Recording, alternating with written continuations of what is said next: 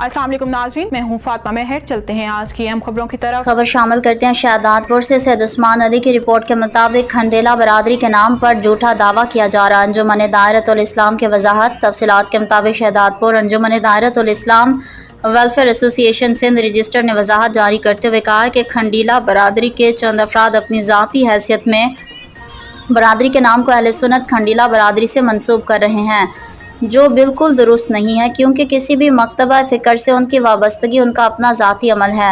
अंजुमन के तर्जुमान के मुताबिक खंडीला बरादरी मुख्तलिफ मकातब फ़िक्र से ताल्लुक़ रखने वाले ख़वातीन और हज़रात, बुज़ुर्गों, बच्चों और उलमा कराम पर मुश्तमिल है और इसकी नुमाइंदगी सिर्फ़ और सिर्फ अंजुमन दायरतुल इस्लाम वेलफेयर एसोसिएशन सिंध रजिस्टर्ड करती है, जिसके सदर सैयद अज़ीमुद्दीन शाह और general secretary Syed Mohsin Ali advocate high court हैं।